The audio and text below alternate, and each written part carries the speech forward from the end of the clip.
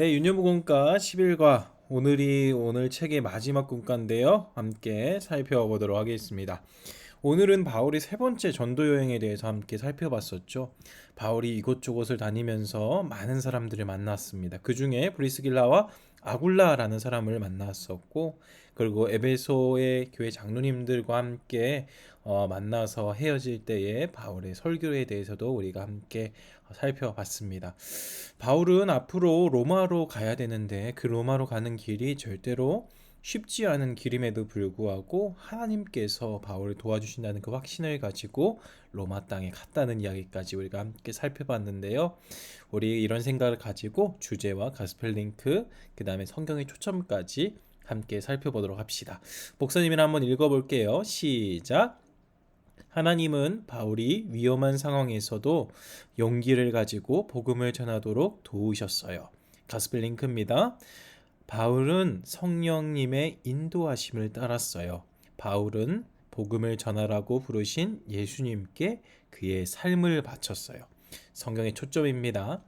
사람들은 예수님의 이야기를 어떻게 듣게 되나요? 하나님이 그리스도인에게 예수님을 전하게 하셔서 사람들이 회개하고 구원받게 하세요라는 이야기들을 함께 살펴봤습니다. 여러분들 오늘 들은 말씀과 그리고 공과를 기억하면서 오늘의 이야기를 한번 펼쳐보도록 하겠습니다.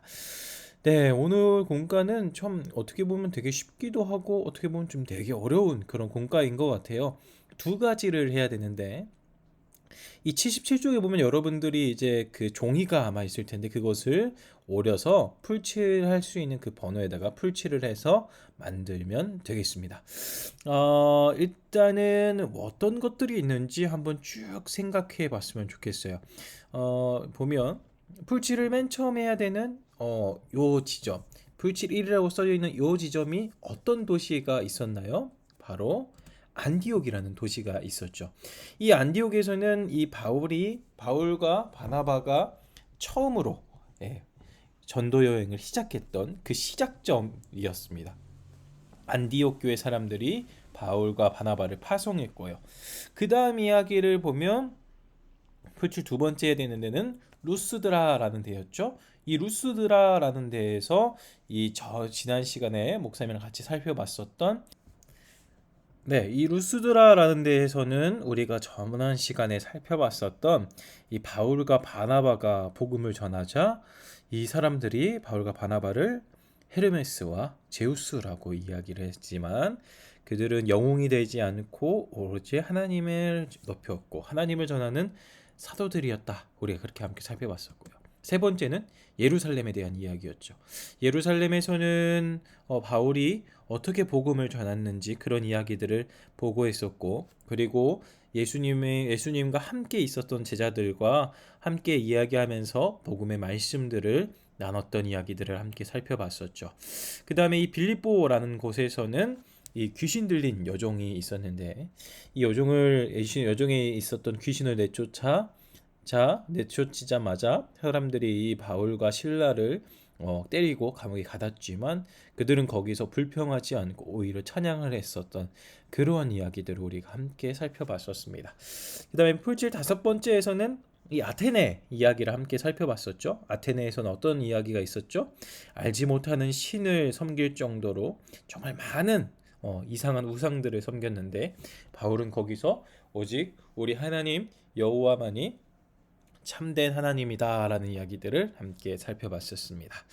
그리고 오늘 이야기가 나왔던 이 옆에 있는 고린도에서 이 브리스길라와 아굴라라는 사람을 만났고 이 풀칠 마지막 7번의 이 에베소라는 공간에서는 바울이 마지막에 로마로 가기 전에 자신의 그 복음의 뜻을 이야기해줬던 그런 이야기들을 함께 살펴봤었습니다. 그 다음에 이 로마에서 이 복음 전하는 바울의 모습을 그려보려고 했는데 목사님은 그림을 너무 못 그려서 한번 생각해봤으면 좋겠어요. 바울이 로마에서 분명히 정말 힘든 일들이 많이 있었을 거란 말이죠. 그럼에도 불구하고 바울은 떳떳하고 의연하게 하나님의 복음을 전했을 것 같습니다. 오늘 이야기까지 우리가 함께 살펴봤습니다. 다음으로 넘어가 보면 오늘 이야기들을 한번 그림이나 아니면 글로 표현하는 건데 목사님 항상 글로 표현할게요. 바울은 오랜 시간 동안 전도 여행을 다녔겠죠. 그리고 바울은 여러 가지 어려운 상황이 있었지만 복음을 전하기 위해 열심히 노력했습니다. 그리고 복음을 전할 뿐만 아니라 교회 사람들까지 열심히 섬겼습니다. 그래서 하나님께서는 이 바울에게 힘을 주셔서 전도 여행을 완수할 수 있도록 해 주셨죠. 밑에 예를 한번 볼까요? 모든 민족을 제자로 삼아야 한다는 사명을 받은 사람은 또 누가 있을까요? 예수님이 모든 민족에게 제자를 삼으라라고 이야기했는데 이것은 바울과 그 당시의 사람들뿐만 아니라 우리에게도 사명을 주신 거죠. 제자를 삼는 말은 무슨 의미일까요?